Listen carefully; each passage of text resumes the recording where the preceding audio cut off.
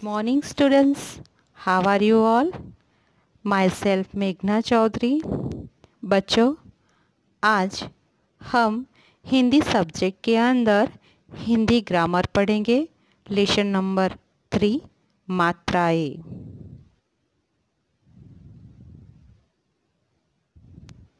बच्चों, last chapter हमने हिंदी वर्णमाला पढ़ी थी।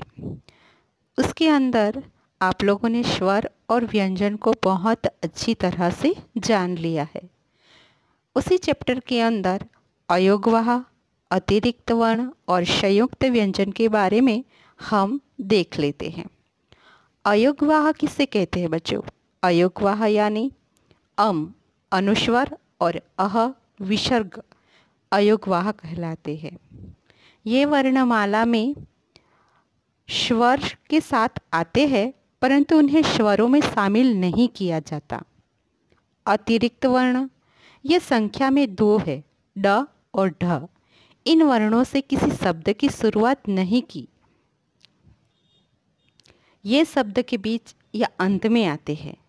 आप लोग जैसे बोलते हो ना, जैसे बाढ़, सड़क, कढ़ाई, भेड़ आदि, इन दोनों वर्णों में भी व्यंजन में शामिल कर लिया गया है। चलो आगे बढ़ते हुए हम संयुक्त व्यंजन के बारे में जानेंगे। संयुक्त व्यंजन संख्या में 4 है, क्ष, त्र, ज्ञ और स्र।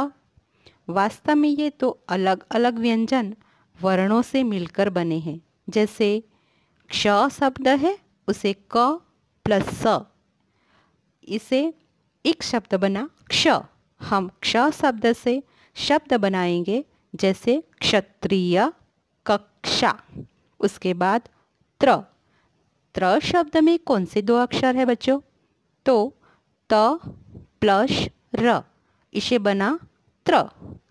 त्र से हम शब्द बनाएंगे त्रिशूल, पत्र। उसके बाद ज्ञ। ज्ञ ज प्लस ज्ञ यानी ज्ञानी और यज्ञ। स्र, स प्लस र, हम लोग पढ़ते हैं ना, श्रवण, श्रमिक। तो ये सारे संयुक्त व्यंजन हैं। अतः स्पष्ट है कि जब 2 व्यंजनों के बीच कोई स्वर नहीं होता तो उन्हें मिलाकर बोला और लिखा जाता है। ऐसे व्यंजन संयुक्त व्यंजन कहलाते हैं। तो बच्चों, आपको समझ में आ गया होगा कि अयोगवाह के अंदर हम जब किसी भी वर्ण के ऊपर अनुस्वर लगाते हैं तो वो उच्चारण की भांति और विसर्ग, ये 2 अयोगवाह के अंदर आते हैं। उसके बाद ड और ढ अतिरिक्त वर्ण, संयुक्त व्यंजन क्ष, त्र, ज्ञ और स्र है। तो आपको वर्णमाला स्पष्ट हो गई होगी।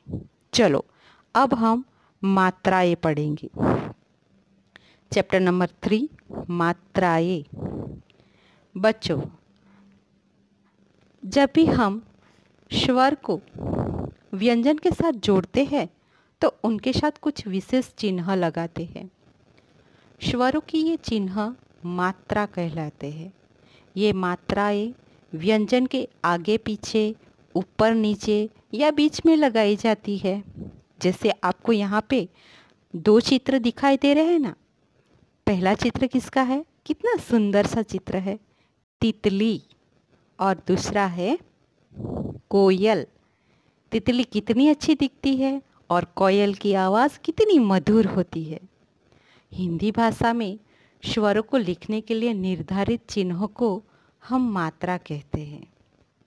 तितली जब लगाते हो आप तो ई की मात्रा आती है ना, और कोयल में ओ की मात्रा। तो अब मात्राओं और उन्हें सही स्थान पर लगाने के बारे में हम जाने। चलो आप लोग मेरे साथ साथ सारी मात्राएं और उनको लगाने की विधियाँ जान लेते हैं। अ और आ की मात्रा। अ की स्वयं की कोई मात्रा नहीं होती। यह प्रत्येक व्यंजन के साथ जुड़ा होता है। अ रहित व्यंजन को हम हलंत लगाकर लिख तो सकते हैं, लेकिन उसे स्पष्ट उच्चारित नहीं कर सकते। जैसे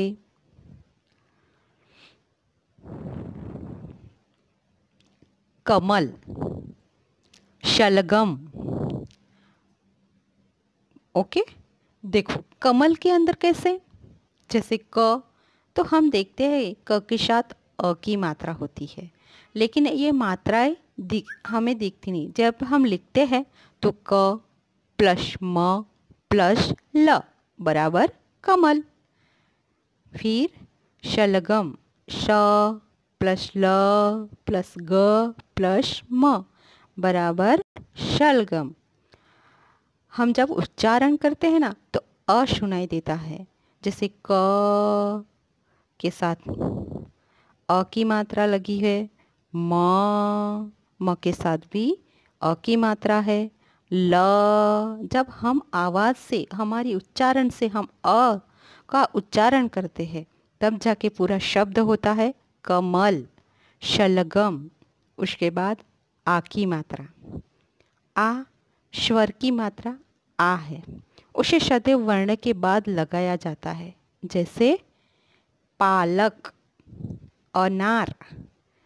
पालक के अंदर कहाँ पे लगी है आ की मात्रा, तो पालक में प के बाद आ की मात्रा लगाई, फिर प्लस करके ल, प्लस करके क, यानी पक, पको आ की मात्रा, पा ल क।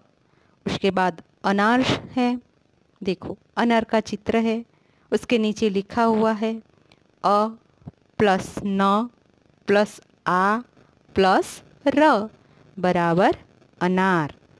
बच्चों, आपको अ और आ की मात्रा समझ में आ गई होगी। चलो आगे बढ़ते हैं। ओके बच्चों, अब ये चित्र दिखाई दे रहे हैं आपको, कौन सा चित्र है? ई, ई की मात्रा वाला है ना, चीता और मकड़ी, हिरन और किताब। आपको समझ में आ गया होगा कि ये कौन सी मात्रा है? ई की मात्रा है। ई स्वर की मात्रा ई है, यह किसी भी वर्ण से पहले लगती है। जैसे हम किताब लिखते हैं, हिरन लिखते हैं, तो ह के पहले हमें ई की मात्रा लगानी होती है। किताब में भी क के पहले ई की मात्रा लगाते हैं। ई प्लस क प्लस त प्लस आ प्लस ब बराबर किताब। हिरन, ही ई की मात्रा प्लस ह प्लस र प्लस न बराबर हिरन। दूसरा चित्र आपने देखा, चीता। ई की मात्रा है, उसका प्रयोग हमेशा वर्ण के बाद आता है। जैसे चीता, मकड़ी, च प्लस ई की मात्रा त प्लस आ की मात्रा बराबर चीता। म प्लस क प्लस ड प्लस ई की मात्रा बराबर मकड़ी। समझ में आ गया ई की मात्रा? चलो अब आगे बढ़ते हुए हम ऊ की मात्रा पढ़ेंगे। ऊ और ऊ की मात्रा, देखो बच्चों कितना सुंदर गुलाब का फूल है, उसके बाजू में तुलसी का पौधा। देखा? अब नीचे आपने देखा होगा सूरज और भालू। ऊ स्वर की मात्रा है, जिसे हमेशा वर्ण के नीचे लगाया जाता है। जैसे गुलाब में ग के नीचे ऊ की मात्रा लगा दी, ल के साथ आ की मात्रा लगा दी और ब बराबर गुलाब। अब तुलसी देखो, कहाँ पे ऊ की मात्रा लगी है, तो त के नीचे ऊ की मात्रा लगाई, ल प्लस सी, स के साथ कौन सी मात्रा लगी? ई की मात्रा, तो पूरा शब्द बना तुलसी। अब बच्चों नीचे देखो, सूरज कितना अच्छे से चमक रहा है। तो बच्चों, सूरज शब्द में ऊ की मात्रा कहाँ पे लगी है? तो श के नीचे ऊ की मात्रा लगी, प्लस र प्लस ज बराबर सूरज। अब बच्चों, भालू, आप लोगों ने भालू को देखा होगा सर्कस में। देखो, भालू कैसे लिखेंगे? तो भ के साथ आ की मात्रा प्लस ल प्लस ऊ बराबर भालू। अब हम री की मात्रा पढ़ेंगे। रु की मात्रा को भी वर्ण के नीचे लिखा जाता है, जैसे वृक्ष, कृषक।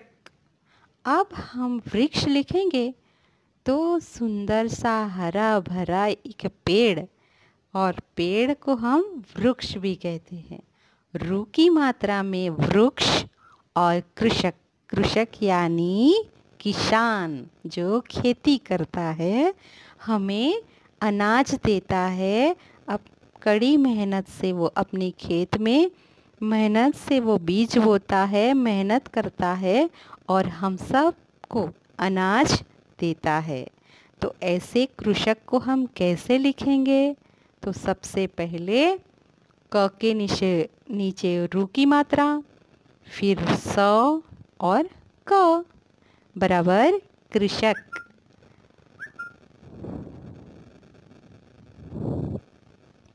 उसके बाद व के नीचे रु की मात्रा और क्ष बराबर वृक्ष, ए और ए की मात्रा। ओके, चलो अब हम आगे बढ़ते हुए ए और ए की मात्रा पढ़ेंगे। देखो, यहाँ पे आपको चित्र में क्या क्या दिखाई दे रहा है? तो यहाँ पे आपको सेब का चित्र, शेर का चित्र, मैना का चित्र और थैला है। अब आप जब इसको बोलते हो, उच्चारण करते हो, तो आपको पता चल ही गया होगा कि सेब में एक ही मात्रा लगती है, शेर में भी एक ही मात्रा लगती है। चलो कैसे?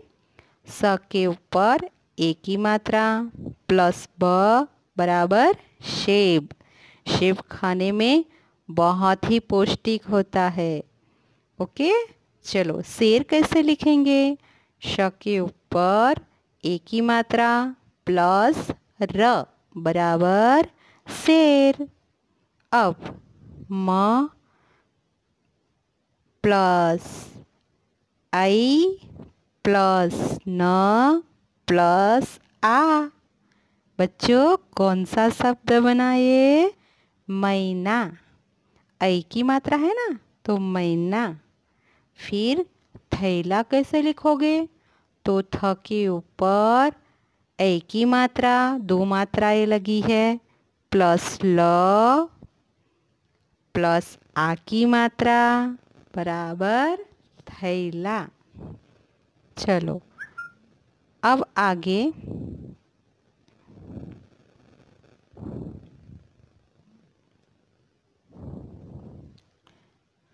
हम ओ और औ की मात्रा पढ़ेंगे। देखो बेटा, इसके अंदर आपको दो चित्र दिखाई दे रहे हैं। कौन कौन से है? एक तो है डोली। डोली में बैठ के कौन आता है? तो दुल्हन आती है। शादी में जाते हो आप लोग, तो आप देखते हो ना, डोली में बैठ के आती है दुल्हन, सुंदर सुंदर सी दिखती है। तो हम डोली कैसे लिखेंगे? तो ओ की मात्रा लगाएंगे, ड प्लस ओ प्लस ल प्लस ई बराबर डोली। अब टोपी, ट प्लस ओ की मात्रा प्लस प प्लस ई की मात्रा, टोपी। टोपी किस लिए काम आती है? तो टोपी हमारे सिर के ऊपर हो रखने में काम आती है, हमें धूप से बचाती है। ओके, चलो समझ में आ गया ओ की मात्रा। अब हम औ की मात्रा पढ़ेंगे। कौन सी? औ की मात्रा। औ में दो आ की और दो मात्राएं लगती है। औ स्वर की मात्रा ऐ है, उसे भी वर्ण के बाद में लगाए जाते हैं। जैसे खिलौना, नौका। खिलौना किसको नहीं पसंद? सबको खिलौनों से खेलना बड़ा मज़ा आता है। तो हम खिलौना कैसे लिखेंगे बच्चों? तो खी प्लस ल प्लस औ की मात्रा प्लस ना बराबर खिलौना। उसके बाद नौका कैसे लिखेंगे? तो न प्लस औ की मात्रा प्लस का बराबर नौका। बच्चों, आपको ओ और औ की मात्रा समझ में आ गई होगी। ओके, चलो आगे बढ़ते हैं। अब है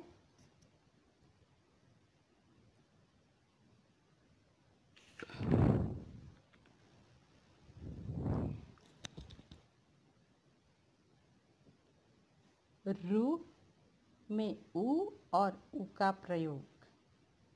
बच्चों, र में उ तथा उ की मात्रा वर्ण के बीच में लगाई जाती है। जैसे रुपया, गुरु। फिर उ की में र में उ का मात्रा जोड़ने पर बनता है रु। जैसे घुंघरू और अमरूद। ओके, समझ में आ गया? र में उ और उ का प्रयोग करके हम कौन सा शब्द लिखते हैं? जब र के साथ उ की मात्रा मिलाएंगे तो लिखेंगे रुपया। और ग प्लस रु प्लस र प्लस उ बराबर गुरु। अब घुंघरू में क्या? घुंघरू में हम उ की मात्रा लगाएंगे। घु प्लस घ प्लस र प्लस उ बराबर घुंघरू। अमरूद में भी, अमरूद सबको बहुत प्रिय होता है, बहुत मीठा फल होता है। तो अमरूद जब हम लिखेंगे तो अ प्लस म प्लस र प्लस उ प्लस द बराबर अमरूद। ओके, सबको मात्राएं समझ में आ गई होगी। आज आपने जो सीखा, स्वरों के चिन्ह मात्रा, अ की मात्रा, ये सारी मात्राएं व्यंजनों के ऊपर, नीचे, आगे, पीछे तथा बीच में लगती है।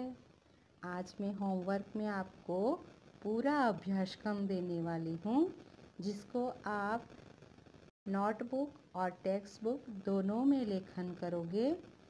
और यहाँ पे जो चित्र दिए गए हैं उसमें कौन सा वर्ण लगता है, कौन सी मात्रा लगती है, वो लगा के आपको पूरा शब्द लेखन करना है। Okay, thank you for watching. Stay home, stay safe.